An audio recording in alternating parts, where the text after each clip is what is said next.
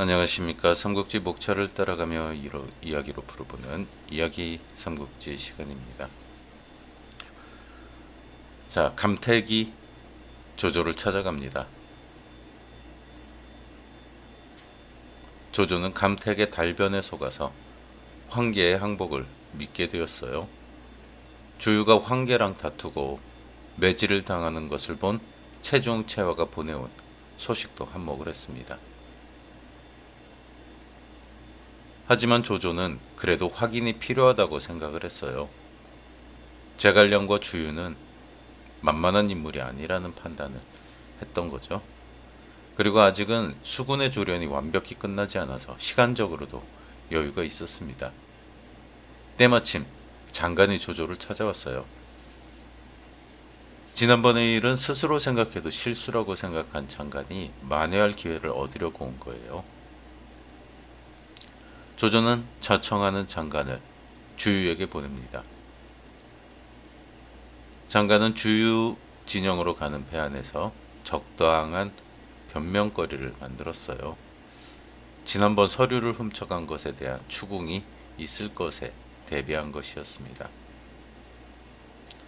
하지만 장관은 주유 진영에 도착하자마자 한마디 변명도 못하고 바로 체포돼서 어느 외딴 암자에 갇히는 신세가 됩니다. 그리고 전날 서차를 빼돌려서 중요한 첩자인 채모 장윤을 죽게 했다는 호통도 들었습니다. 하지만 너랑 나랑 어렸을 때부터 충분히 친구니까 죽이진 않겠다. 이렇게 가둬두었다가 조조를 물리친 다음에 풀어주겠다. 이렇게 얘기를 했어요. 하지만 의외로 경비가 허술해서 깊은 밤에 장관은 암자를 벗어나 산책에 나섰습니다. 그런데 어디선가 낭낭한 글 읽는 소리가 들리는데 글소리를 따라가 보니 범상치 않은 인물이 한적한 암자에 있었습니다. 장관이 궁금해서 누구냐고 물어봐요. 그는 방통이었습니다. 봉추라는 벼로를 가지고 있는 이름난 인자였죠. 와룡과 봉추가 이렇게 등장을 하는 거죠. 장관은 방통이 주유의 시샘을 받아 암자에 갇혀 있다는 말을 듣고 그를 설득해서 데려가 조조에게 소개를 합니다. 하지만 이것도 주유의 생각이었어요. 방통은 노숙에게 조조를 깨트릴 비책으로 화공을 건의를 합니다. 그런데 강 위에 있는 배 한 척에 불을 질러서는 큰 효과가 없죠. 그래서 적 함대를 한꺼번에 모두 묶을 수 있다면 화공은 가장 큰 효과를 볼 수 있겠죠. 그래서 자신이 조조의 진영으로 갈 수만 있다면 조조를 속여서 그 일을 할 수 있다고 말했습니다. 그것을 기억하고 있던 주유가 마침 장관이 찾아오자 그를 통해서 자연스럽게 조조에게 방통을 보낸 거죠. 조조는 장관이 방통을 소개하자 반색을 합니다. 전부터 늘 방통의 재능을 들어왔던 조조는 그를 극진히 대접하고 술을 마시며 많은 대화를 나누었습니다. 그리고 방통의 식견에 감탄을 했어요. 더 나아가 방통이 마음에 든 조조는 자신의 군형을 보여주기까지 합니다. 어느 정도 호승심도 있는 거죠. 나도 이 정도는 된다. 방통은 조조와 육군 진영을 살펴본 다음 찬사를 아끼지 않습니다. 역시 승상의 솜씨는 손모자 오기병법을 쓴 사람이죠. 오기가 살아나도 당할 수 없을 거다. 조조는 방통의 말에 기뻤습니다. 그리고 이어서 수군 영체를 보여줘요. 방통은 천천히 살펴보고 역시 칭찬을 아끼지 않았습니다. 조조는 다시 방통을 군막으로 안내해서 담소를 나눕니다. 한참 대화가 무르익는 와중에 방통이 난데없이 말해요. 혹시 군중에 의사가 부족하진 않습니까? 조조는 내심 깜짝 놀라죠. 군사들이 배멀미로 건강 상태가 좋지 않았기 때문이에요. 거기다 따뜻한 남쪽의 기후랑 수질이 맞지 않아서 요즘 조조의 가장 큰 고민거리가 그것이었습니다. 용케 방통이 그것을 알아본 거죠. 조조가 방통에게 물었습니다. 선생은 원인을 아실 듯합니다. 그러면 해결책도 있으신지요? 방통이 대수롭지 않게 말해요. 이것은 물에 낯설은 군사들이 늘상 배에서 생활하는 일이 많기 때문입니다. 그렇다고 배를 비우고 모두 육지에서 생활하게 할 수도 없는 노릇이니까 우선 작은 배 수십 척을 사슬로 연결하고 그 위에 부교를 만드는 것처럼 판자를 박아 서로 고정시키면 심한 파도에도 흔들리지 않아 급한 대로 수군의 군사들이 멀미에 시달리는 일은 없을 것입니다. 조조가 들으니 묘책이었어요. 그래서 즉시 시범으로 선단 하나를 묶어보게 하였습니다. 잠시 후 군사가 들어와 모두 좋다고 말합니다. 조조는 방통에 크게 감사하고 다른 배들도 모두 그같이 수리하도록 명령을 했어요. 방통은 자신의 임무가 끝나자 강동에 주유에게 불만을 가진 선비들이 많아서 그들을 투항시키겠다고 조조를 속이고서 군중을 벗어납니다. 그런데 회심의 미소를 지으며 배에 오르는 누군가 나타나서 호통을 칩니다. 너 북방의 100만 군사를 불태워 죽이려는구나. 방통은 깜짝 놀랐어요. 그리고 그 사람을 쳐다보니까 서서였습니다. 방통은 서서에게 물어봐요. 이 사실을 조조에게 알릴 텐가. 하지만 서서는 조용히 웃으며 말합니다. 나는 유황숙을 떠날 때 조조를 위해 단 하나의 계책도 쓰지 않기로 맹세한 몸이네. 다만 그 난군 중에 내가 죽을까 걱정이니 방도나 하나 알려주고 가시게. 방통은 서서에게 한 가지 방도를 알려주고 강동으로 돌아갑니다. 다음날 조조의 군중에 수상한 소문이 돌았어요. 서량에서 군사를 일으켜 낙양으로 쳐들어오고 있다는 소문이었습니다. 남정에 나서면서 조조도 늘상 신경을 쓰던 마초였는데 직접 그 소문을 들으니 마음이 심란했습니다. 그때 뒤쪽에 있던 서서가 나서서 말합니다. 저는 승상의 은혜를 받았으면서 아직 하나의 공도 세우지 못했습니다. 저를 보내주시면 승상이 돌아올 때까지 적을 막도록 하겠습니다. 조조는 그동안 협조하지도 않던 서서가 자청하니까 기뻐서 서서를 산관으로 파견했습니다. 그게 바로 방통이 알려준 몸을 피하는 방법이었습니다. 조조는 근심이던 배멀미가 없어져서 병사들이 건강한 것을 보고 기뻤습니다. 그리고 방통의 계책을 칭찬합니다. 옆에서 듣던 정욱이 걱정스러운 듯 말했어요. 이 방법이 좋긴 하지만 화공에 취약한 것이 걱정입니다. 조조가 껄껄 웃으며 말합니다. 모두 내가 생각했던 거다. 그대들은 걱정하지 말아라. 순유도 정욱의 말에 동감하며 경계할 것을 권했어요. 조조가 화공의 안전한 이유를 이야기를 합니다. 화공은 바람의 영향을 가장 많이 받는 공격인데 지금은 겨울이라서 북서풍이 강한 계절이다. 그러니 상대가 불을 질러도 자기들이 있는 쪽으로 불길이 갈 텐데 화공을 생각하겠느냐. 그건 근심할 바가 아니다. 그리고 가까이 접근하는 적이 없다면 큰 불을 지를 수 없을 테니 그것도 경계를 강화하면 될 일이다. 모든 참모와 장수들이 조조의 말을 듣고 감탄을 하며 물러갔습니다. 바람을 걱정하는 인물은 또 하나 있었어요. 바로 주유였습니다. 어느 날 주유는 언덕에 올라가서 북쪽을 바라보며 방통이 모두 한 덩어리로 묶어놓은 조조의 선단을 흐뭇하게 바라보고 있었습니다. 이제 황계가 투항하며 불을 지르는 일만 남은 거죠. 모든 게 다 갖춰진 셈이에요.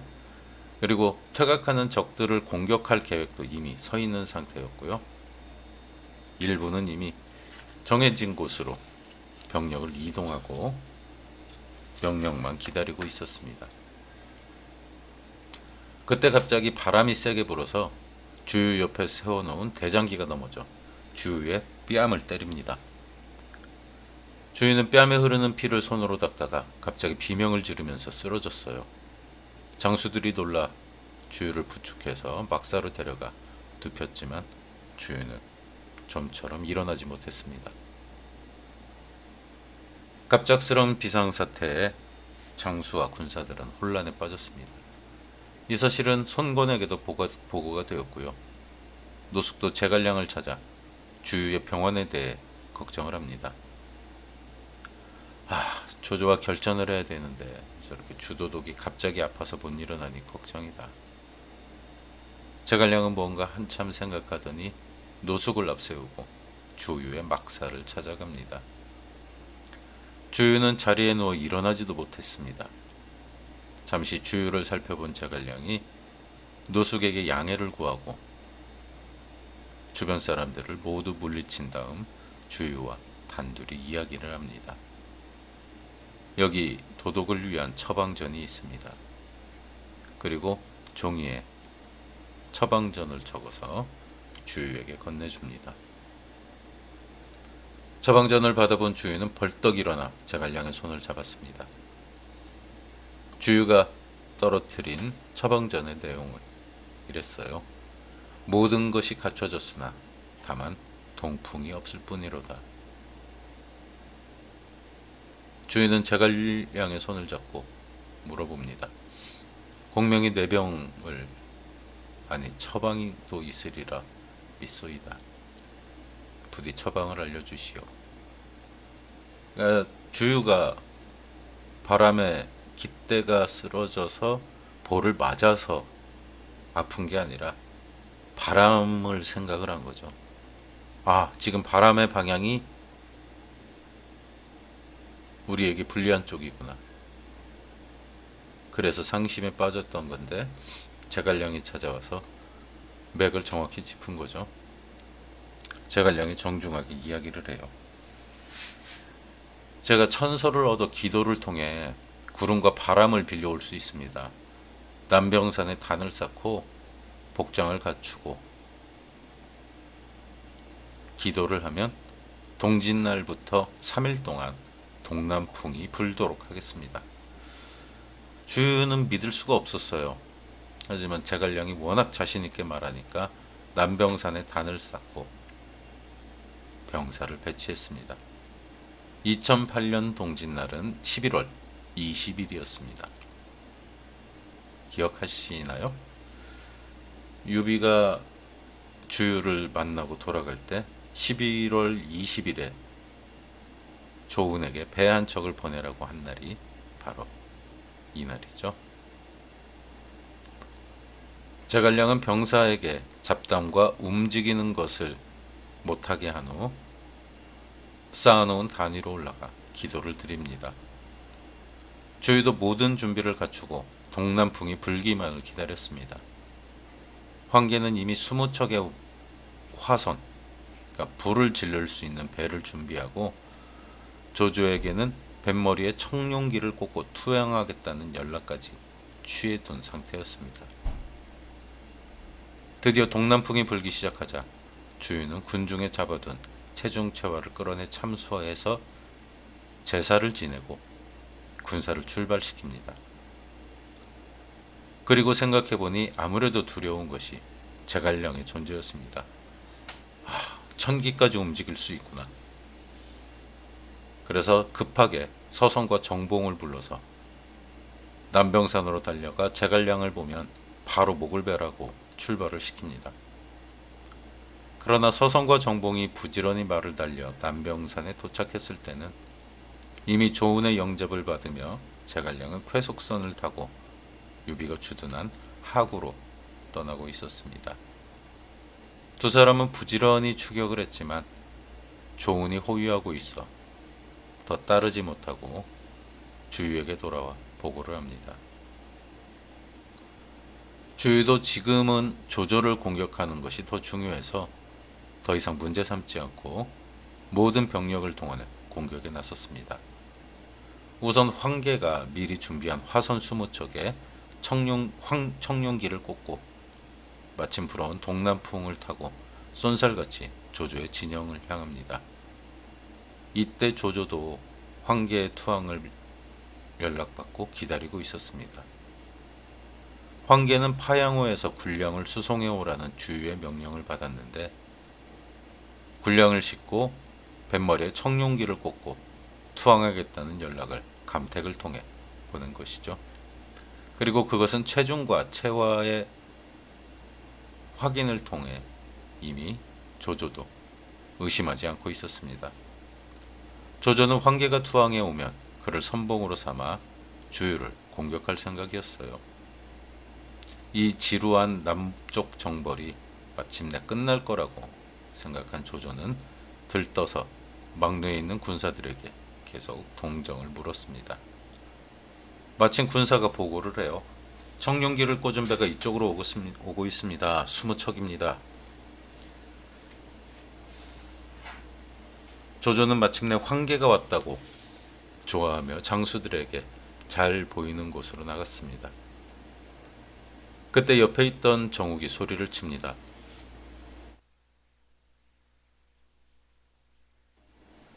저것은 군량을 실은 배가 아닙니다. 수상합니다. 군선을 보내 막도록 하십시오. 조조도 정욱의 말을 듣고 이상한 점을 발견을 해요.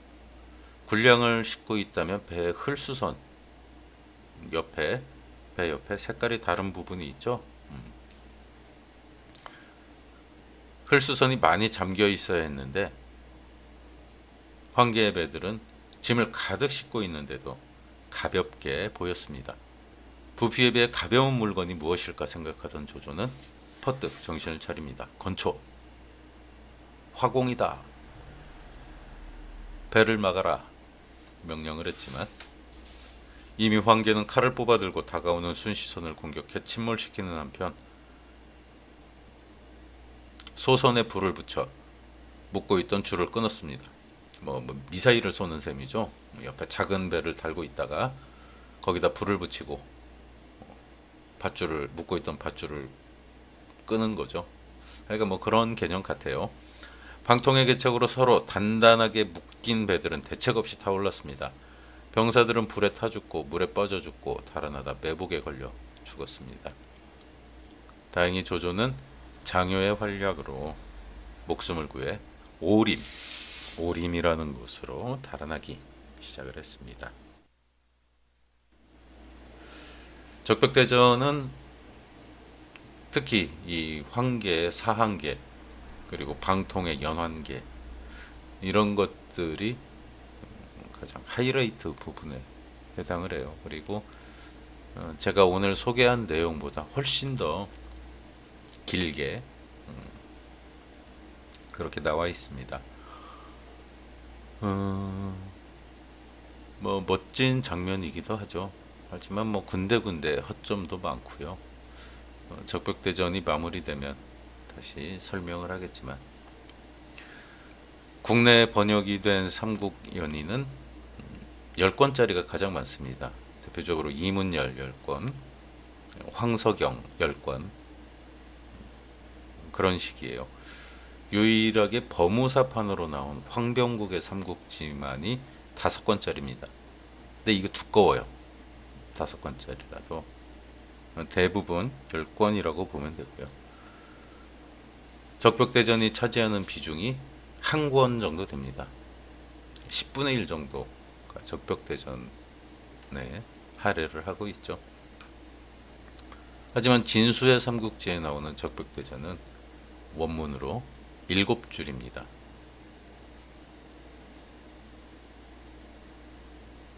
어마어마하게 늘려놓은 거죠.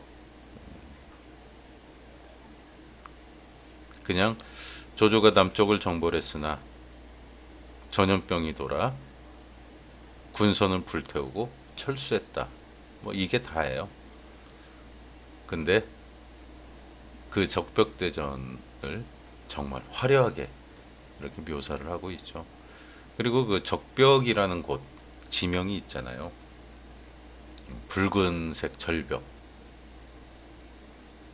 거기에 조조의 배들이 정박을 하고 있었다는데 사진으로 보면 직접 가보면 어떨지 모르겠어요. 기회가 없어서 못 가봤는데 진짜 조조의 군사들이 거기 주둔을 하고 있었다면 육군과 해군이 같이 주둔을 하고 있었을 거 아니에요. 거기 주둔할 수 있는 환경이 아닙니다. 거기가 그렇게 큰 대규모 군단이 주둔을 할 수 있는 곳이 아니에요. 지형이 안 좋아요. 그냥 절벽이 그 해가 뜰 때, 해가 질 때 그 절벽을 받으면은 불에 타오르는 것처럼 붉게 물든다고 그래서 그 적벽이라는 이름을 가졌다고 그래요. 그래서 허구죠, 허구. 김이 좀 빠지긴 하는데요. 좀 허구입니다. 하지만 적벽대전이 꼭 필요했던 이유는 소설 삼국연의에서 적벽대전이 꼭 필요했던 이유는 일단 제갈량을 신적인 위치로 올려놔야 됩니다. 그래서 제갈량이 송권에게 가서 송권을 설득하는 장면, 그리고 강동의 모든 선비들이 나와서 제갈량을 말로 공격하지만 혼자서 논리정연하게 그들의 반박을 모두 물리치고 콧대를 납작하게 하죠. 군유설전이라는 그런 고사이기도 하고요. 주유를 격동을 시킵니다. 주유와 지혜 싸움이 나오죠. 그 과정에서 주유는 굉장히 시기심이 많고 질투가 많은, 머리는 똑똑하지만 제갈량에게는 진짜 상대가 안 되는 그런 인물로 굉장히 많이 폄하가 되고 있습니다. 하지만 그것을 약간 보정해주는 영화가 나왔었죠.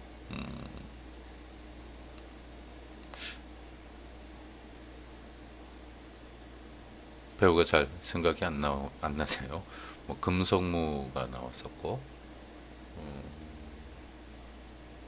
양조위였나요? 주유 역할로 이렇게 나왔었고, 하여간 적벽대전은 이렇게 마무리 단계로 접어 들어갑니다. 한편 유비는 동남풍이 불고 강 건너 주유 진영이 부산해지자 제갈량의 약속을 떠올리면서 조언을 보내놓고 초조하게 기다리고 있었습니다. 그때 군사가 들어와 범구 쪽에서 조은의 배가 온다는 소식을 알립니다. 유비는 황급히 달려나가 제갈량을 맞이했어요. 강하에 있던 유기도 이미 와서 대기하고 있었습니다. 제갈량은 우선 간단하게 예를 차리고 군막으로 들어가 작전을 지시하기 시작합니다. 우선 조은을 오림으로 파견했습니다. 조조가 양양 쪽으로 달아날 것이니 조조의 군사가 절반쯤 지나면 뒤를 들이쳐 불을 지르라는 것이었습니다. 그리고 장비는 호로곡이라는 입구로 보내고 명령을 합니다. 조조는 분명히 그곳에서 아침을 지어 먹을 것이니 밥 짓는 연기가 오르기를 기다려 공격해라. 다음은 미방, 미축, 유봉을 불러서 강변에 흩어진 조조의 군수물자들 그리고 패잔병을 잡아오라는 명령을 내립니다. 공자 유기는 악현이라는 곳으로 보내서 굳게 지키고 달아나는 조조의 군사를 사로잡게 했습니다. 모든 장수들은 영을 받고 부산하게 움직였습니다. 그러나 관우에게는 아무 명령도 주지 않자 관우가 화를 참지 못하고 제갈량에게 소리를 지릅니다. 제갈량은 관우를 보며 이야기를 해요. 나는 관우 운장께 가장 큰 공을 세울 일을 주려고 하고, 하지만 그 일은 지난날에 은혼이 얽혀있는 일이고 그것 때문에 운장이 이를 그르칠까 걱정이 돼서 지금 망설이고 있어. 그 일은 바로 조조를 사로잡는 일이요. 그러니까 관우가 조조에게 은혜를 입은 사실 때문에 조조를 잡을 수 있지만 조조를 동정해서 그러지 못할까 걱정이 된다고 선제 공격을 한 거죠. 관우가 진지하게 말합니다. 조조와의 인연은 지난날 알량과 문추를 베어 갚았으니 군사는 그런 걱정 접어두시고 명령을 주십시오. 제갈량도 관우의 굳은 결심을 확인하고 그를 화용도에 매복하게 했습니다. 그런데 장비가 매복한 북이릉의 호로곡에 있어 화룡도로 가는 길은 넓은 대로와 좁은 산길 두 군데가 있었습니다. 그러니까 아침밥 지어 먹는 연기가 피어오를 거니까 장비 너는 호로곡에 있다가 연기가 피어오르면은 들이닥쳐라 이렇게 얘기를 했죠. 그럼 이제 또 조조가 북쪽으로 달아날 거 아니에요. 거기서 화용도로 가는 길은 이제 두 갈래 길이 있다는 거죠. 산길이 있고 넓은 대로가 있고. 관우가 물어봐요. 두 길 가운데 어느 쪽에 매복해야 합니까? 제갈량은 소로 쪽에 연기를 피워 속이고 좁은 산길에 매복하게 했습니다. 아니 연기를 피워놓고 나 여기 있다 연기를 피워놓고 거기 매복하면 적군이 오겠습니까? 관우는 제갈량에게 그렇게 따져요. 제갈량이 이야기합니다. 조조는 연기를 피우고 기다리고 있으면 그리 올 것이다. 그럼 우리 내기하자. 그래서 둘이 각서를 쓰죠. 지는 사람이 목 자르기로. 유비는 떠나는 관우를 보고 걱정스러운 눈빛으로 공명을 봅니다. 내가 아는 관우는 등이 조조를 놔주고도 남을 위인이네. 제갈량도 그 말에 동감을 합니다. 저도 천문을 보니 아직 조조의 운이 끝나지 않은 것 같습니다. 그래서 관운장을 보내 지난날 의리를 갖게 한 것입니다. 오늘은 여기까지 진행을 하도록 하겠습니다. 녹음 파일이 좀 잡음도 나고 찻소리도 나고 그래요. 여기가 뭐 녹음을 위한 스튜디오가 아니고 개인 사무실 공간에서 시간이 날 때마다 녹음을 하는 좀 열악한 상황입니다. 많이 들어주시는 분들에게 감사드리고요. 그런 부분은 조금 이해를 해주셨으면 좋겠습니다. 다음 시간에 다시 찾아뵙겠습니다. 감사했습니다.